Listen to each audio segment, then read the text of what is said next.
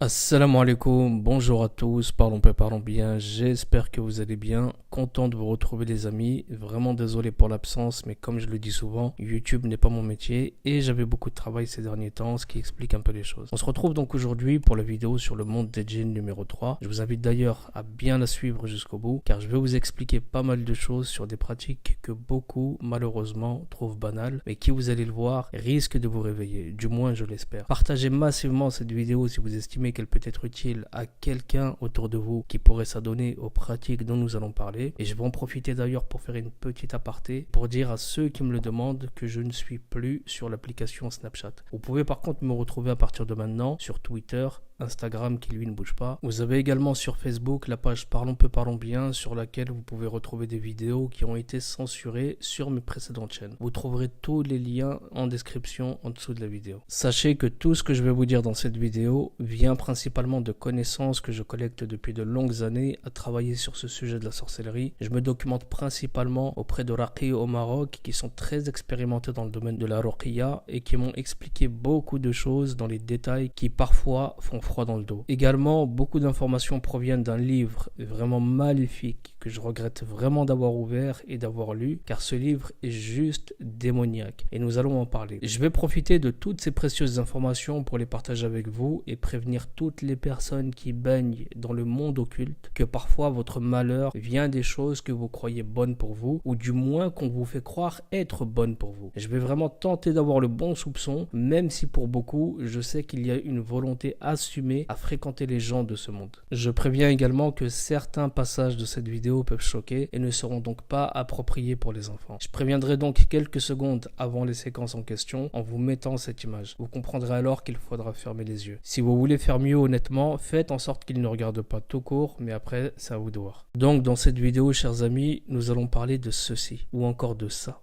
ou encore de ce genre de choses. Sans encore vous en rendre compte, beaucoup parmi vous sont responsables, complices de ces actes des plus abjects, et je vous demande de bien suivre pour comprendre le pourquoi je vous dis ça. Dans cette vidéo, nous allons donc parler de toutes ces personnes, quelles qu'elles soient, peu importe leur âge, le genre, le milieu social, et qui fréquentent les sahars, autrement dit les magiciens, les sorciers, appelez-les comme vous voulez. Ces personnes qui sont prêtes à faire du mal à autrui, parfois juste pour charmer une personne, pour en détruire d'autres par jalousie, ou ceux qui le font sans y voir le mal, car la personne en face a une belle barbe et vous dit que vous en tirerez plus de bien que de mal. Et vous y croyez car le soi-disant cher face à vous a le profil du métier, fait toutes ses prières et j'en passe. Ce sujet est très grave et plus que jamais d'actualité dans un monde où les gens veulent tout et par n'importe quel moyen, quitte à faire de la vie des autres des cauchemars éveillés. Il faut savoir que chez nous, les Africains du Nord, je parle pour ce que je sais, l'une des raisons qui a fait que ces pratiques se sont propagées jusqu'à nos générations actuelles, c'est clairement parce que beaucoup à l'époque baignaient dans l'ignorance, très loin de la religion et se laissaient facilement attirés par ces dérives, cet héritage laissé par une certaine communauté dans nos pays, et ils ont donc commis beaucoup de shirk sans le savoir pour beaucoup d'entre eux. Et pour ce faire, eh bien ils se rendaient souvent chez les sahars comme on irait toquer chez le médecin pour soigner tous les maux du quotidien, qu'ils soient graves ou non, qu'Allah leur pardonne. Ceci dit, pour beaucoup, alhamdulillah, ils ont fini par ouvrir les yeux et revenir à la vérité, et tant mieux. Mais pour beaucoup, ça n'a pas été le cas, ils persistent aujourd'hui encore et en connaissance de cause à vouloir faire du mal autour d'eux. Pour commencer, j'aimerais expliquer à ceux qui ne sont pas coutumiers du fait que la sorcellerie ce n'est pas ce qu'on peut entendre ici et là, à savoir des personnes qui à l'aide de vieux grimoires et de potions magiques peuvent faire apparaître et disparaître les choses ou encore vous transformer en crapaud. Désolé de casser le mythe à ceux qui croyaient dur comme fer au conte des frères Grimm, mais la réalité est tout autre. Il faut savoir que la magie, autrement dit le sihr en arabe, existe depuis la nuit des temps et on peut prendre pour exemple les magiciens de Pharaon qui avaient défié Moussa alayhi salam en transformant son bâton en serpent, mais en réalité tout cela n'était qu'une impression. Je vous laisse écouter ça. يريدان أن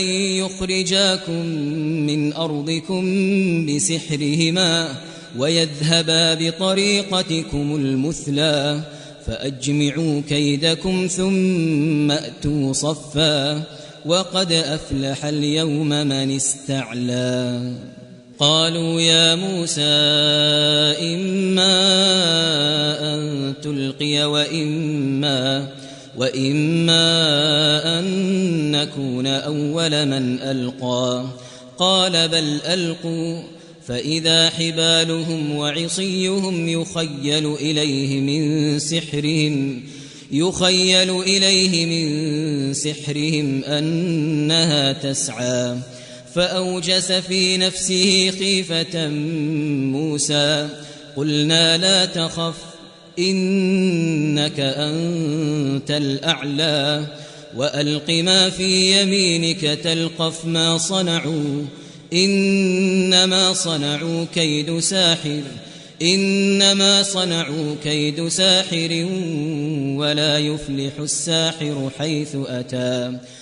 Il faut savoir que la magie, c'est avant toute chose la science de l'illusion. Raison pour laquelle les magiciens que vous voyez à la télé se font appeler généralement les illusionnistes ou encore des prestidigitateurs, car ils utilisent tout simplement les mêmes techniques trompeuses des sorciers en faisant appel aux démons pour les assister dans leur tromperie. Et je ne vous parle même pas des hypnotiseurs, c'est encore pire. Il faut clairement comprendre que les personnes louant les services d'un magicien sont en général, comme ceux qui les fournissent, des rebelles, des suppôts du diable qui ont toujours usé de ces pratiques pour désunir l'homme de la femme, ou encore nuire à autrui par jalousie, par envie et j'en passe. Je dis bien en général car je sais que beaucoup sont aussi ignorants et loin de la religion, d'accord? J'ai pu constater que beaucoup d'entre eux et en grande partie des Maghrébins sont abonnés chez ces voyants, chez ces médiums, sorciers nouvelle génération, sur les réseaux sociaux, sur Snapchat, Instagram, vraiment partout. Et c'est le genre de personnes qui vous font des consultations au téléphone préalablement propulsées par des influenceurs. Ces personnes sont malsaines, elles sont perverses, elles profitent de la confusion qui règne en vous, de l'ignorance et de la naïveté pour vous faire croire que consulter un voyant, c'est comme faire un exorcisme, autrement dit une ruqya. Et autant vous dire que ces deux pratiques sont clairement opposées l'une à l'autre. Car pour la ruqya, on utilise uniquement la parole d'Allah subhanahu wa ta'ala et ses attributs pour guérir un malade. Et pour une séance chez un sahir, c'est surtout des incantations généralement récitées à voix basse pour que vous n'entendiez pas le nom des djinns qui sont sollicités pour cette besogne. Une besogne visant à vous apporter quelque chose en particulier. C'est complètement différent et cela vous sort de la religion, mes amis, sachez-le. Écoutez ça. Inna Allah la yaghfiru an yushraka bih ويغفر ما دون ذلك لمن يشاء ومن يشرك بالله فقد افترى إثما عظيما وقال المسيح يا بني إسرائيل اعبدوا الله ربي وربكم إنه من يشرك بالله فقد حرم الله عليه الجنة ومأواه النار وما للظالمين من أنصار.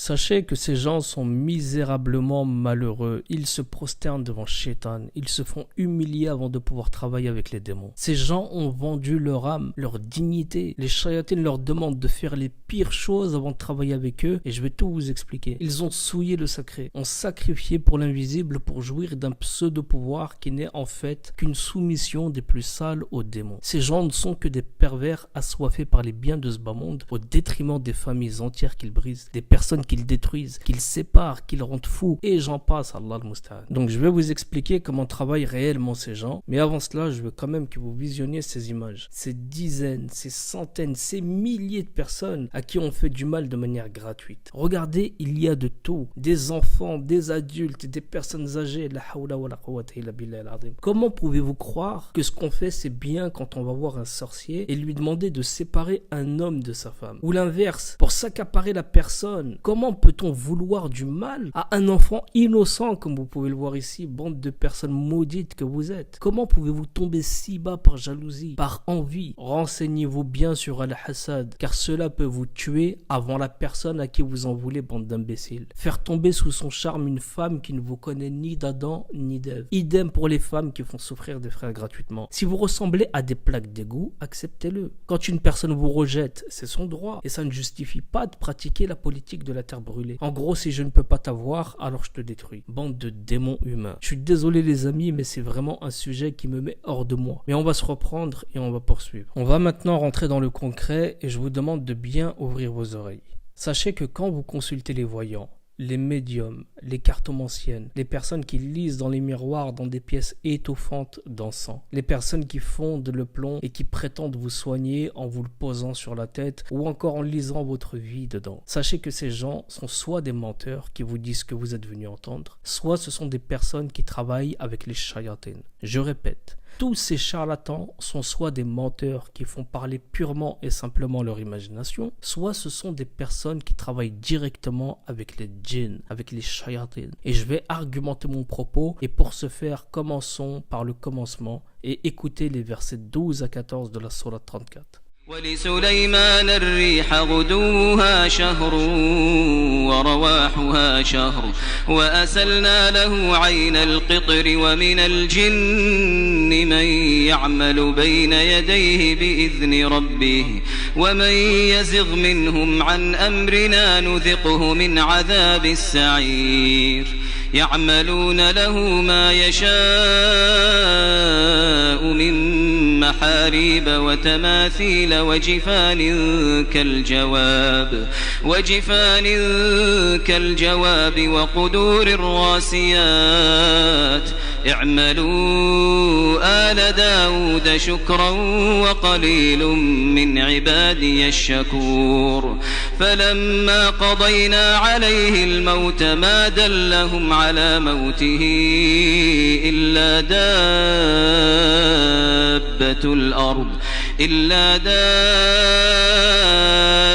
الأرض تأكل من سأته فلما خر تبينت الجن أن لو كانوا يعلمون الغيب ما لبثوا في العذاب المهين.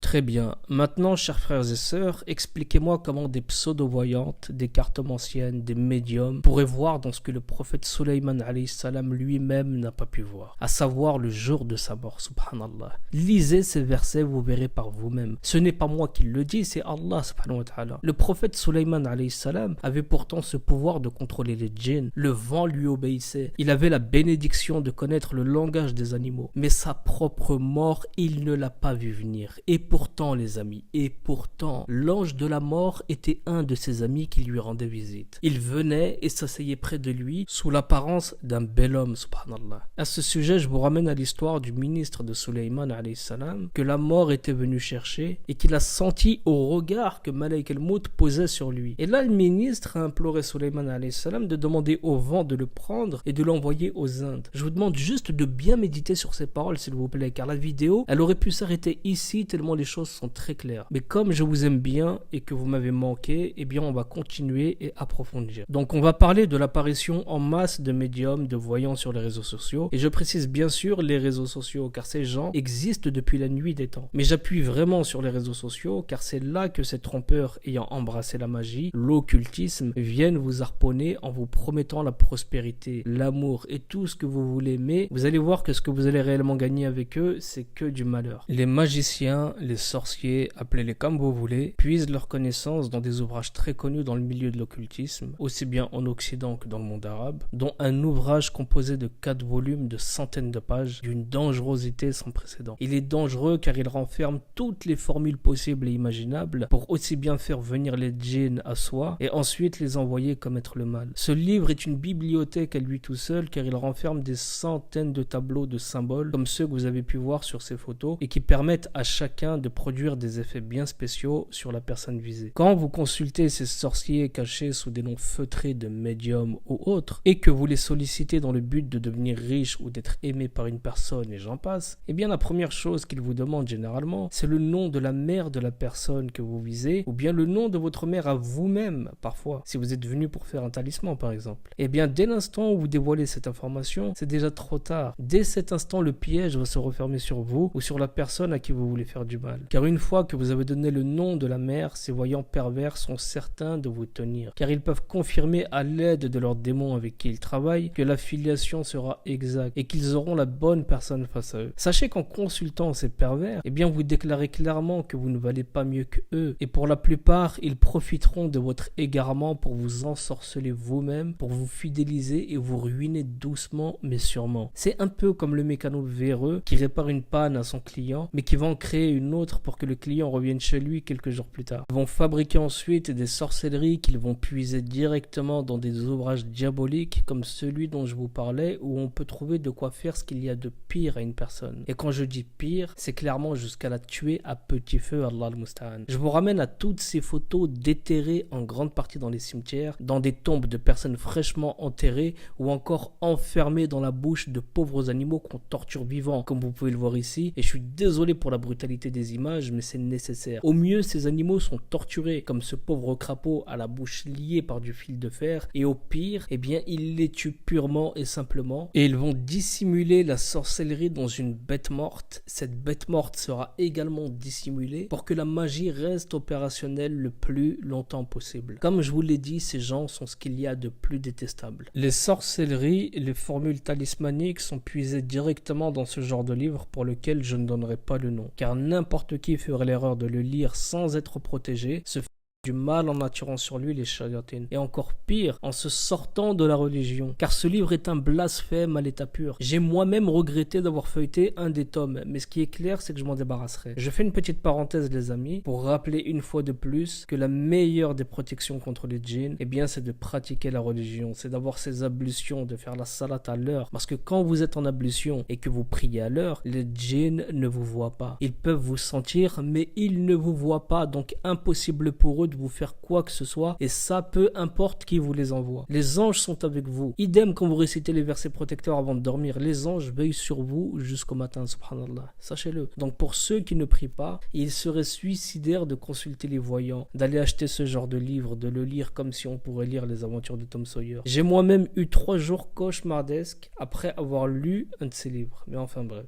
Dans ce livre, ces sorciers vont donc apprendre à appeler les djinns et tout ce qu'il faut faire de sale avant qu'ils apparaissent. Et une fois que ce sera fait, eh bien on trouve également dans ces pages comment fabriquer une sorcellerie et ce qu'il faut faire apparaître sur ces ktabs pour les rendre fonctionnels. Dans cette vidéo, on va se concentrer sur les talismans avec lesquels beaucoup se promènent à la minute où je vous parle. Je vais tenter de vous expliquer de la manière la plus concrète comment fonctionne tout cela en restant vague pour ne pas donner des idées à ceux qui aiment tenter le diable. Pour ce faire, nous allons prendre exemple sur cette photo retrouvée dans un cimetière. On peut voir dessus un tableau avec des caractères. Ces caractères ne sont pas là par hasard. Si vous avez un talisman, ouvrez-le et il y a des chances pour que vous tombiez sur ce genre de tableau et ces symboles. Prenons donc exemple sur ce tableau. Vous allez vous demander pourquoi ces inscriptions. Eh bien, ces inscriptions, chers amis, exercent un pouvoir sur les éléments, sur les points cardinaux, les hauteurs, les profondeurs, les hommes, les animaux, les végétaux. Et ça, c'est ce sur quoi va jouer le vrai sorcier pour nuire à la personne. Par contre, si vous consultez un voyant ou un médium, ils se contenteront de vous balancer des phrases toutes faites en vous disant que le corps céleste émet des rayons que le talisman peut capter et catalyser si on trace dessus les bons symboles et blablabla et blablabla. Ça, c'est le niveau pipeau bas de gamme.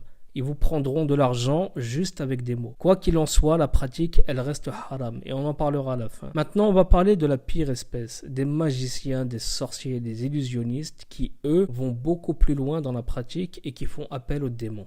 Pour que les démons acceptent de travailler avec eux, ils sont obligés de se plier à leur volonté, sans quoi le sorcier ne le verra jamais apparaître sous la forme qu'ils prendront. D'accord ? Cette façon d'appeler les démons figure dans le livre dont je vous parlais tout à l'heure. Dans ce livre, vous pouvez clairement lire quelles sont les choses à faire en termes de blasphème. Vous pouvez lire les endroits privilégiés dans lesquels il faut s'isoler et la période durant laquelle il faut se retirer loin de tout. Vous y apprenez donc comment les attirer. À savoir qu'il ne faut pas se laver sur une certaine période. Il faut prier pour Shaitan, il faut prier à la mosquée au premier rang derrière l'imam et sans ablution. Certaines formules qu'il faut dire et répéter, quel encens il faut utiliser jusqu'à ce qu'ils apparaissent. Et une fois qu'ils sont là, vous pouvez encore lire dans le livre quel comportement adopter avec eux pour pas qu'il se retourne contre vous, car si quand il se manifeste vous avez peur, ou que vous demandez par exemple qu'il vous enrichisse, eh bien il vous frappe et vous rend fou instantanément. Je vous avais dit que ce livre est quelque chose de dangereux, et ce que je vous dis là, ce n'est même pas 1/10 de ce qu'il contient. Et quiconque mettra le nom du livre dans les commentaires sera bloqué, soyons clairs. Ensuite, et une fois que le djinn est là, il demande au sorcier la raison pour laquelle il l'a appelé. Et là, le sorcier doit être sûr de lui et ne pas montrer une once de peur. Il va alors expliquer la raison pour laquelle il fait appel au djinn,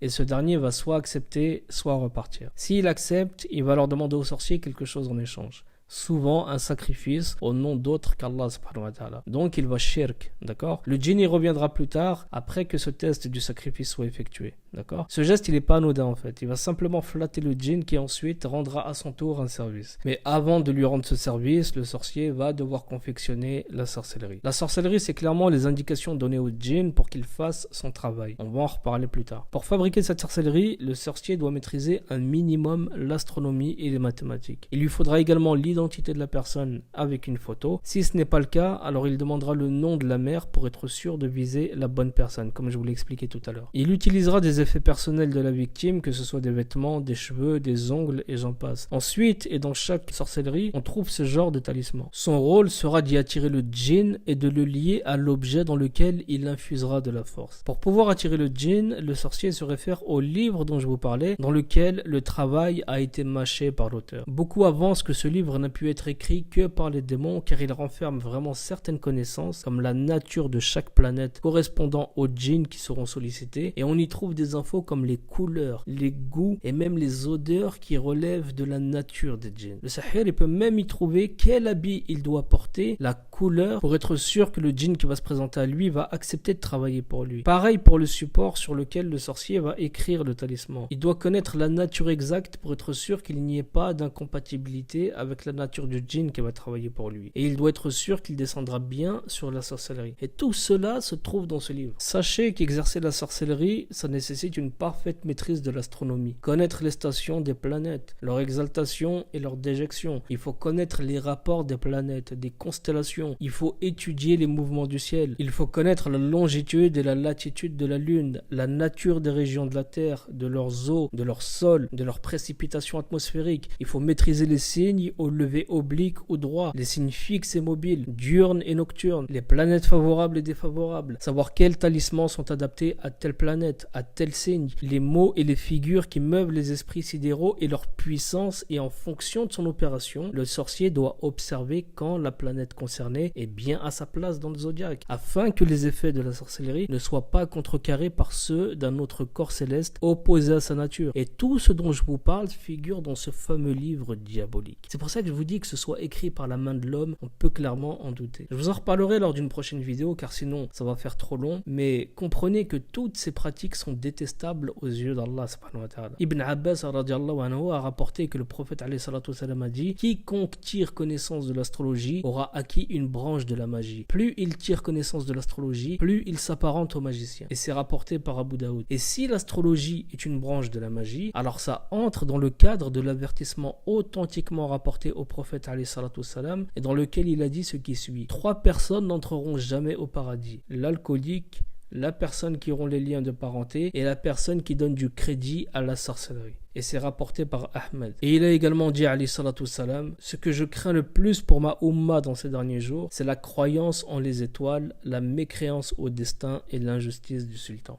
Maintenant et en connaissance de cause, je vous demande vraiment de réfléchir à l'avenir avant d'appeler Beurre FM pour une séance de voyance. D'ailleurs, je ne comprends même pas le crédit que vous donnez à une radio qui n'a de beurre que le nom qu'elle porte. Vous me faites penser à ce type qui se rassure en mangeant des saucisses knacky juste parce qu'il est inscrit halal sur l'emballage alors que ce ne sont que des déchets alimentaires. Enfin bref, sachez que quand vous missionnez un sahir, sachez que dans 80% des cas, vous détruisez une vie de l'autre côté. Car ce n'est pas tous les malades qui comprennent ce qui leur arrive. Ce n'est pas tous les jours qu'on retrouve des sorcelleries et qu'on détruit pour en libérer la personne. Vous portez un lourd fardeau, beaucoup trop lourd pour vos épaules. Car le mal que vous faites ici-bas vous coûtera l'éternité en enfer. Est-ce que le jeu en vaut la chandelle? Je ne crois pas. Si une personne ne veut pas de vous, poursuivez votre chemin. Si vous voulez de l'argent, Allez travailler comme tout le monde. Si vous voyez un frère, une sœur qui réussissent dans la vie, souhaitez-leur d'en avoir davantage. Enfin bref, je ne vais pas en dire plus et laisser le reste à une future vidéo si bien sûr il est nécessaire que je la fasse. Encore une fois, ce sera à vous de me le dire juste en dessous et surtout voir si vous ferez un minimum d'efforts à partager cette vidéo qu'il est nécessaire de faire connaître au plus grand nombre. Je vous cache pas que ce sont les statistiques qui m'ont un peu freiné à faire une suite à cette vidéo sur la fraude du nom légal par exemple. Donc à vous de jouer les amis, faites apparaître cette vidéo partout sur les supports que vous fréquentez le plus et partagez même toutes les autres si vous pensez que c'est utile de le faire. Il y a une histoire que j'aurais aimé vous raconter mais ce ne sera pas possible sinon la vidéo elle sera beaucoup trop longue. Mais dans une prochaine vidéo je vous en parlerai. C'est l'histoire d'un sorcier repenti, ce n'est pas celui du Yémen pour ceux qui y verraient une similitude, mais quelqu'un que j'ai longtemps côtoyé sans connaître son addiction pour ses pratiques. C'est une personne que je voyais seulement quand je rentrais au Maroc car nous étions voisins à l'époque et je le voyais un voyage sur deux. Il m'a appris un jour ce qu'il a vécu dans ce milieu et je vous garantis que ça fait froid dans le dos. On a d'ailleurs appris récemment que sa femme est décédée dans des circonstances bizarres, mais en lien avec ce qu'il faisait dans le passé. Il les a cherchés, il les a trouvés et il a fini par comprendre le mal qu'il a fait. Et quand il a voulu faire marche arrière, malheureusement, il a compris que briser les liens avec eux ne se ferait pas sans dégâts. D'accord? Raison pour laquelle il faut rester loin de tout ça, ne pas les chercher, d'accord? Ne vous fascinez pas pour eux, pensez à votre dîne car c'est la seule clé de votre paradis. Laissez tomber les illusions de ce bas monde et misez sur la vie paisible qui vous attend pour l'éternité. Voilà les amis, si cette vidéo vous a plu, n'hésitez pas à liker, vous abonner, activer les notifications pour les prochaines vidéos et surtout n'hésitez pas à laisser un petit commentaire juste en dessous. Je reviens bientôt avec de nouvelles vidéos et en particulier sur un sujet que j'ai longtemps laissé de côté, sur lequel je reviendrai même si je sais que beaucoup ne vont pas apprécier. Mais c'est pas grave. Je vous dis à très vite mes chers amis pour une prochaine vidéo. Prenez tout soin de vous et de vos proches. Assalamu alaikum, paix sur vous.